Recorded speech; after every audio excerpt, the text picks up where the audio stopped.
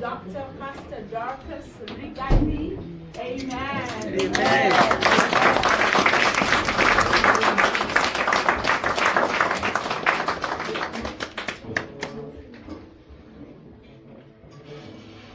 Thank you very much.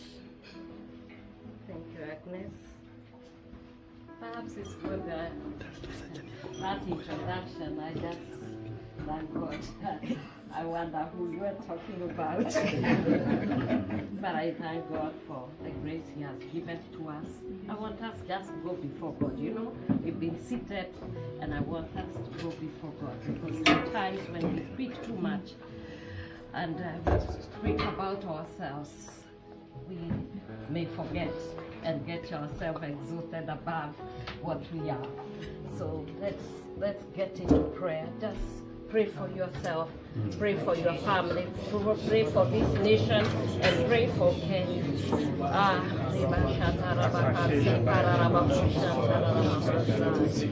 Our Father and our God, we are thankful this day, because you are worthy, you are worthy, you are worthy of praise, O God. You are very highly exalted, our Father. Only you are God, beside you there is no God, Jehovah. You make a way, O Jehovah, you make a way in the sea, you make a way across the Jordan, Jehovah. All the promises of God that are yes and they are amen, O Jehovah. And so we come to partake of the table of your holiness, O God. Vessels, O Jehovah, Father, temples of the Most High God. Inhabit each one of us in a very special way today. That Lord God Almighty, you be exalted, O God. We need you for you to increase, O Jehovah. We need you for you to be magnified, O Jehovah, Father. And as you do all this, we repent anything, O Jehovah, Father, we may have done or said, O Jehovah, that did not glorify, O Jehovah, Father. And this time, O Jehovah, we want to go, O God, upon this thing in the name of Jesus. We come to walk and spirit in Seattle, Jehovah God, in the whole of United States, Jehovah Father. We are grown, we show up, O Jehovah, United States, Jehovah Father. It is not the almighty dollar, it is the almighty God in whom we trust. And Jehovah Father, we declare, Jehovah God, the land of the free, for whoever the Son set free is free indeed, O Jehovah. And so we call you for our families, O God, that fear that people have, O Jehovah Father, let it be lifted in the name of Jesus, our Lord and our God. You are gracious, O Jehovah. You are merciful, you are kind. That is why we are here. We thank the Spirit of that living God. Teach us, O Jehovah God, the way we should go on. We thank our thoughts, our hearts, and our souls, O Jehovah, that Lord God, our and now, our Lord and our God, we just want to thank you. We want to glorify everlasting Father, the one who created the heaven and the earth and the fullness thereof, the one who created us, and you love us, O Jehovah, with a love that cannot be taken away from us. It is unconditional love you have given, O Jehovah, to the male and female. You gave them dominion, and you blessed them to prevail. You blessed them to be rich, O Jehovah, to multiply, to increase, and to have dominion. Father God, we were made for rulership, O God. So who can be against the men and the women of God? Who can be against the children of God? And Father God, as we stand here in the land of Sierra, Jehovah, we call the move of God in the name of Jesus, the covering of the blood of Jesus. My Lord and my God, that you stay right here, O God, to glorify you, Jehovah, and to testify of your goodness, O God. For there is no mistake, O God, there is no repentance in God, O Jehovah God. The giftings, O Jehovah Father, the land, the gold, the silver, O God, the cattle in the thousands of hills, O God, they all belong to you. They don't belong to a man. They don't belong to any government, O Jehovah. They belong to the kingdom of our Father. And therefore we submit and surrender to you, Jehovah, as you take over, Jehovah Father, every fear, O Jehovah, every curse, O Jehovah, we bring down under our feet in the name of Jesus. We refuse to fear hear the words of men, oh God. And we plant ourselves, oh Jehovah, on the ground and the foundation, oh God. Father God, we know it is not the almighty dollar. It is in God that our fathers trusted, oh God. The founders of this America, Jehovah, they trusted in you. And Father God, whoever shall trust and call upon the name of the Lord, they shall be saved, oh Jehovah. We speak deliverance and salvation, oh God. And we pray revival, Jehovah, again, oh God. Revival, Jehovah. Personal revival, community revival, the national revival, oh God. Where there is lack, oh Jehovah, we pray increase of the Spirit of the living God. And as we sit, oh God, to hear you speak, oh God, we empty ourselves of who we are. And because we are the moving temples, oh God, may you now sit, oh Jehovah God, on your throne and be glorified. In Jesus' name we pray. Amen. Amen. Please have a seat. So my dear sister and brother, elder, and Reverend, the Nyoros, Reverend Ruth, thank you for inviting me here. It was my pleasure to be here. I know I don't move many times and I don't answer to every call that calls me. But when I'm called to go to minister, that one I answer. Amen. Because it is my duty and I'm accountable to God. In the vineyard, I must be and labor with those who are laboring. And so thank you for making it possible for me. Many people are asking me, well, we admire the way you support my husband. I don't support him. That's my job. It is not a privilege. It is his right for me to do so. And I'm not going anywhere. Because unless the Lord calls him, or he calls me, that's my job to the end. That's why he left his parents and gave to me. And he gave me wonderful sons. And he's a good husband. He gives me something very special, love. And who is love? God. God cannot appear if man is not there. That's why there is misery in homes where there is no man. Because man brings love, and we are told love is God.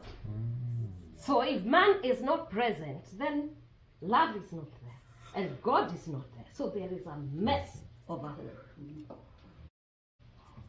So God and favor, when they meet, the world is a beautiful place to stay. That's good. Why?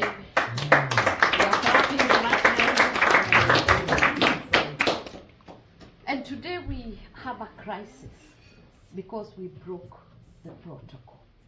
God said male and female, God made. And a man will live and cleave to his wife.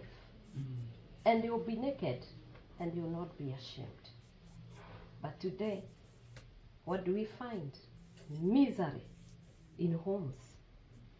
Stressed men and women, frustrated children, angry women, hateful women. They even have names, we call them. And you call them what you want to call them. And God makes them exactly that. Because you're what the words of your mouth. They create and they are prayer to God. Israel was there complaining about God, how they would never get to Egypt, how God had lied to them. And God said to Moses, you know what? Go and tell them I've heard their prayers. It was not a prayer, it was complaint. They were even doubting God will take them to Canaan and to the land of the promise. They said their bodies were going to be scattered, their wives and everything. And God told Moses, I have heard the complete prayer. I will serve them as they have asked. 40 years in the wilderness, I will scatter all of them. Just like they have said, I will do according to their word. Women speak better things about your children, especially your boy child. Do not call them names. Call them kings. Call them leaders. Call them fathers. Love them. Care about them. I know sometimes they can be very difficult. But like Manoah, the father of Samson, children are supposed to be gifts that bring joy. Hezekiah, when he talked to the mother of John, he said, you know, you are going to have a joy in your home. He also talked to Zechariah and said, you know what? John shall bring joy to your home and to the whole world. But look what has happened. Our children bring misery to us. What has happened? It's because we did not go ask God how to bring up our children. He is their teacher, especially the boy child. He's a difficult one because he comes ordained with a destiny that is very big. That's why the Pharaoh could only kill the boy child. Herod could only kill the boy child because the deliverer is in the boy child. Thank you, Father. Even now, those children you see, those drunken children, what is the problem?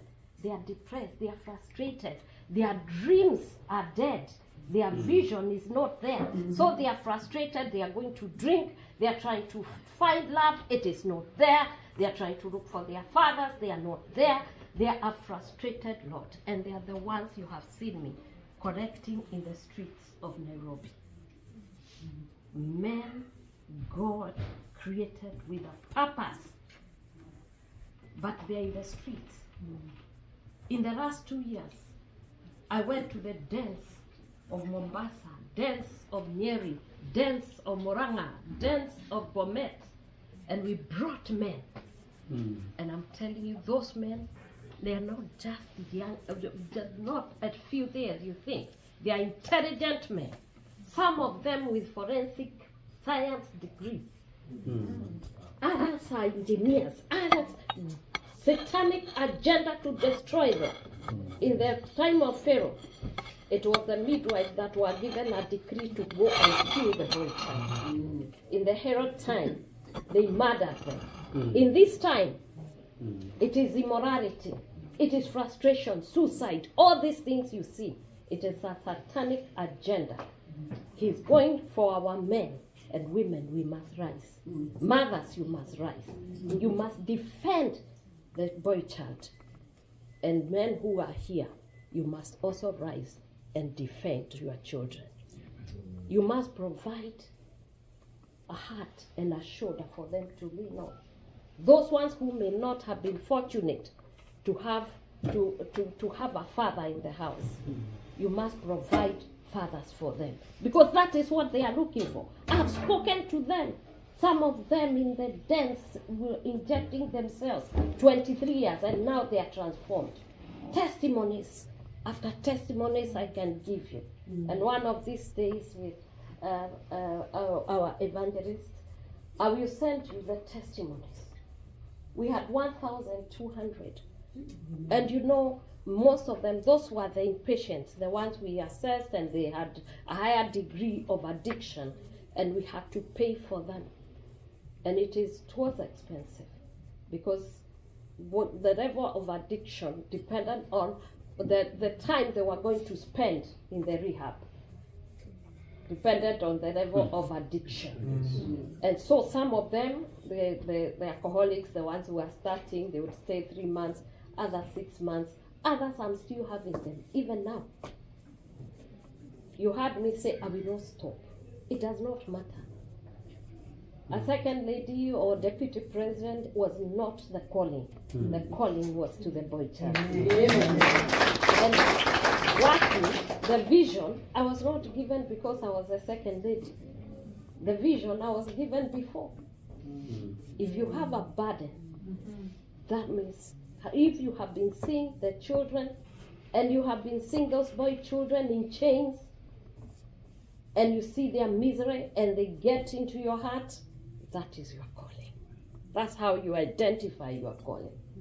And every time I see them, I just want to hug them. Mm. Even when I was in that office, which they imagine it was very big, my job was to hug them, and they knew it. Some of them, they don't need medicine. They just needed love. And just to be hugged like this, I can tell you, some healed just like that. They did not need medicine. They did not need anything. It was love they were looking for, and love of their dad and their mother. So I spoke to them, many of them, in the streets. Even now, I go to them and they know me. Everywhere I go, they say Mama Boys. They are the ones who gave me that name. And I'm very happy to rise up as a mother. That is the greatest title and the greatest mission and vision God can give you. Motherhood. And I'm very sure that in those parks and dance and bars, you must go. Especially the church, the businessmen and women. God has blessed you with whatever you have been blessed. You can give yourself time and your substance, and God would increase you even more. I will never decrease because of going to hug a dirty person. The first time my security in that day, they were afraid to go to a den in Mombasa. It's called Shimanzi. It's a worse den. And I told them, you know what, that is where I'll start. And because you seem to be afraid, go and look for a security. Myself, I'm going there. As for me, I'm going there because I am a mother. And if there is anything, a mother must never be afraid, it's their children. And I said, I want to see this man who can knife me, as you're saying, when I'm loving them and going there as a mother. When I went there, of course, I think Agnes, you're there. We went, and they were there, and they were drugged.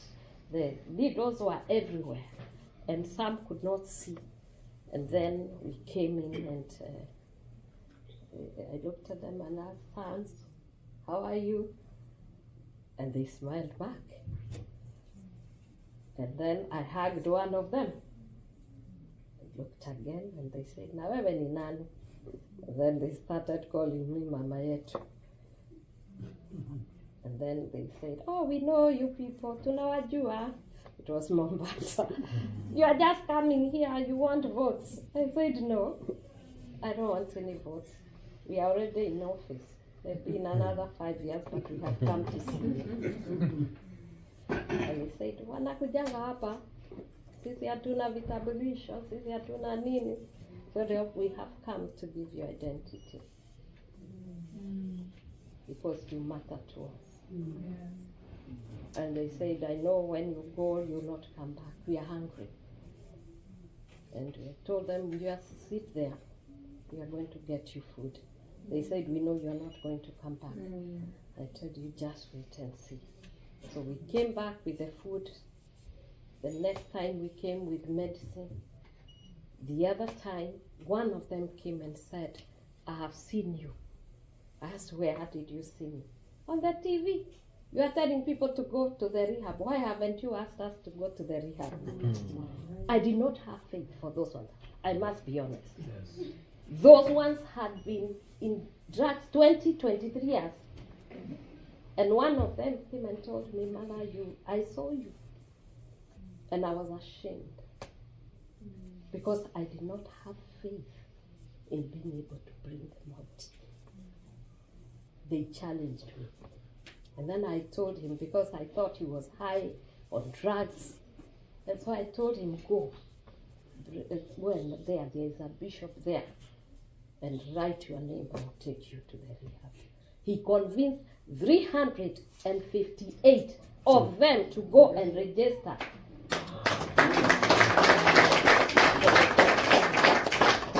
Unfortunately, I could only take 70 because there were only 2 rehabs there.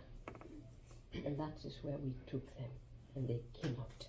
Some of them are employed, in places, and commendation is being given to them.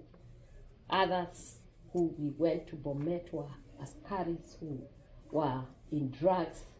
Now they are crusaders of the boy child across. They are going missions. Imagine, missions. They are missionaries now. Going out to preach the gospel. Others have been employed in supermarkets. The other day I was just received a letter that one of them who went as a cleaner is now a manager of one of the chain of supermarkets. What a joy it is that when you give, God transforms.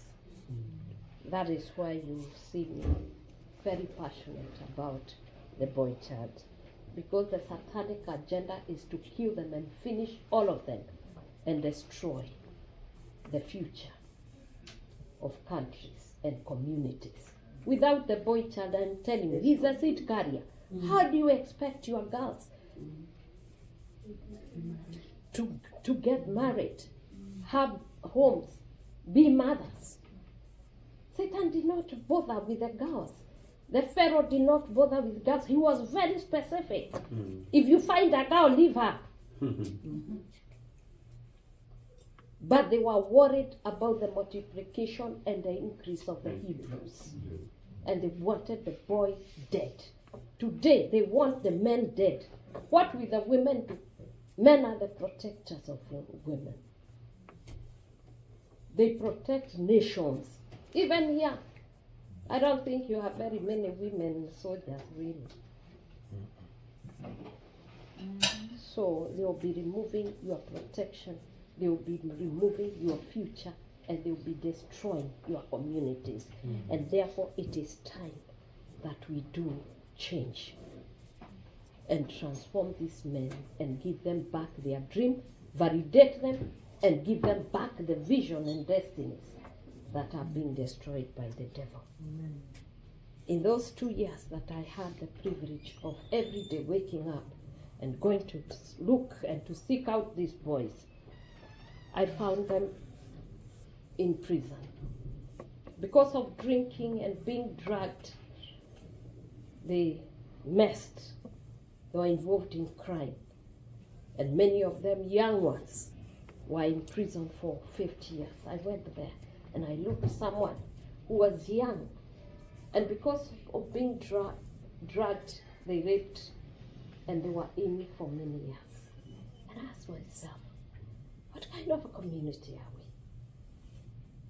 When somebody is drugged and somebody is under the influence, that person is sick.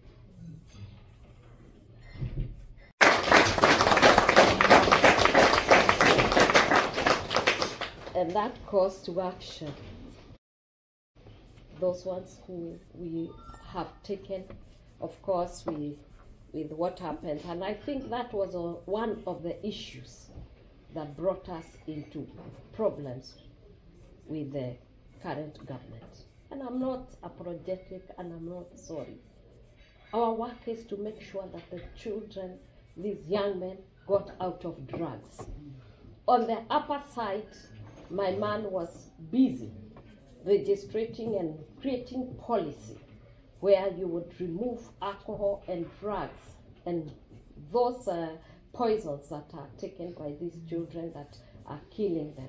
He talked to the MCAs, he talked to the administration, and it was ending. One time I went to Nyeri and I was very happy. I passed through Muranga, I was very happy. All the time when I would pass through that road, I found men on the road sleeping. But one time I passed after they had worked on that policy and bars were closed. You remember there was a time in Kirinyaga, 21 people died in one house where the wife of an OCS received those chemicals and he was mixing and he was trying with human beings. He gave them. They died with them there. And only the young ones who went there, they were able to move. He started with the old ones. Men and women, they drank, they died because it was free. 23 people died one day. And it was not highlighted. When you are killed by drug and chemicals and alcohol, nobody highlights that. It is like it is an accepted death. And so when we went there and we prayed. I called the church to pray. And we prayed.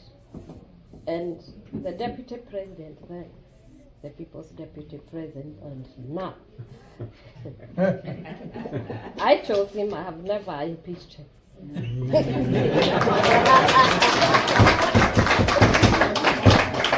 So he's still my deputy president. Right.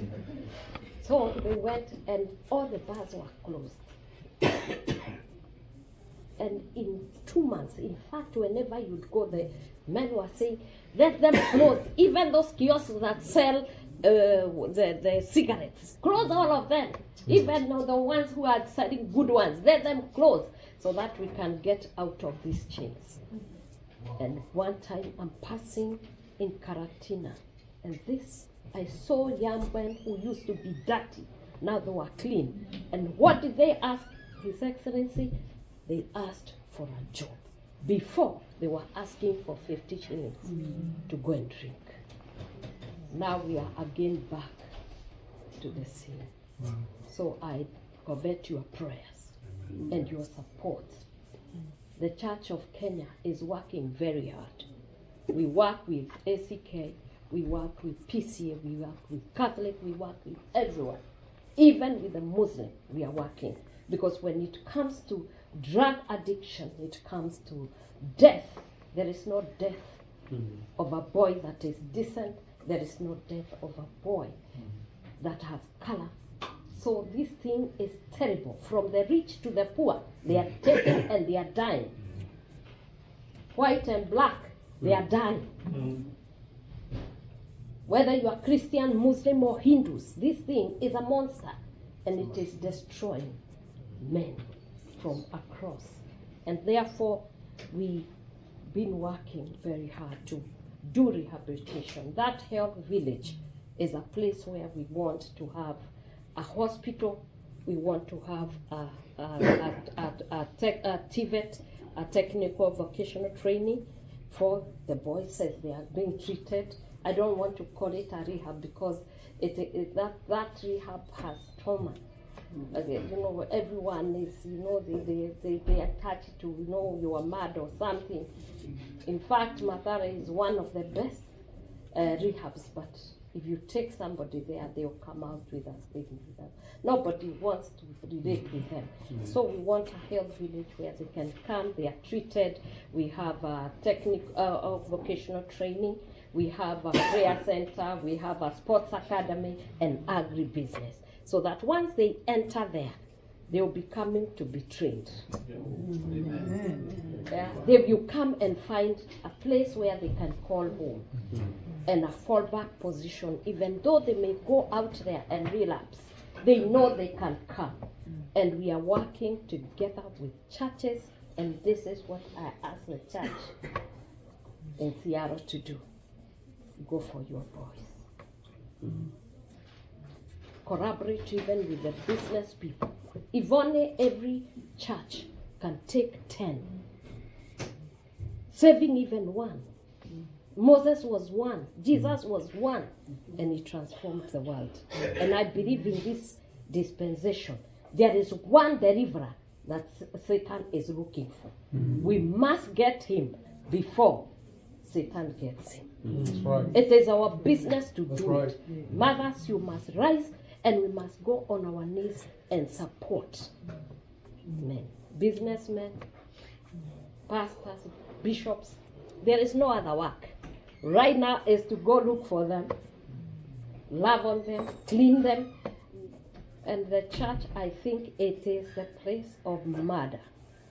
I am so sorry to say, when I went to Embu, where we got so many, I asked them, run to the churches.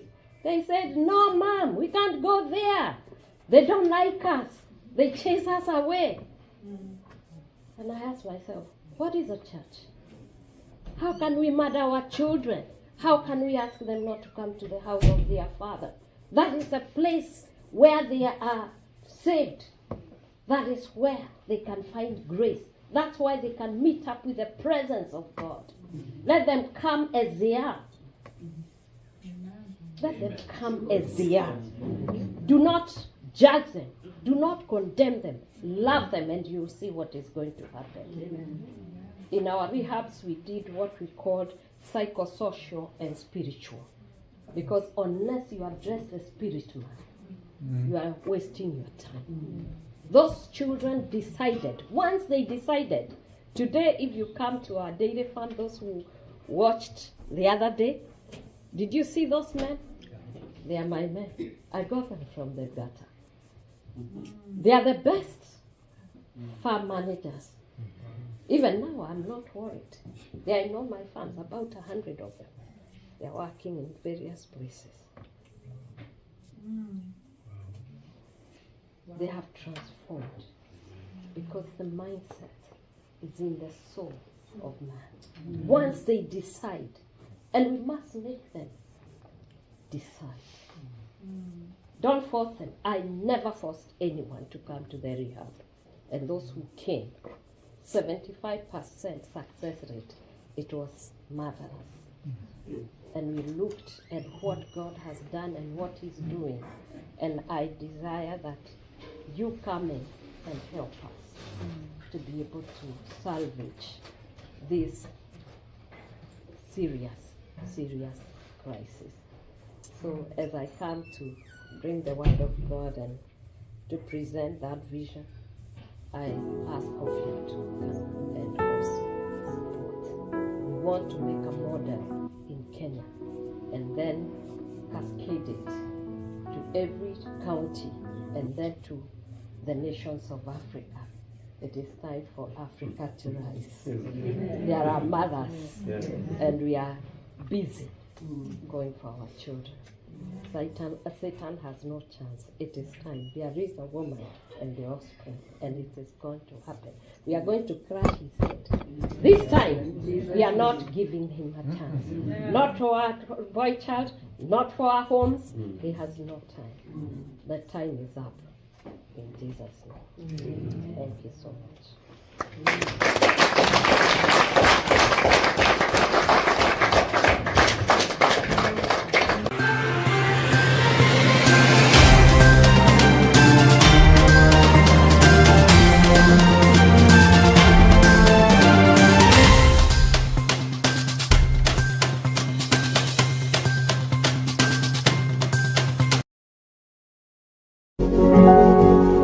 You are watching Pacific Waves Television, USA, a place of nourishment.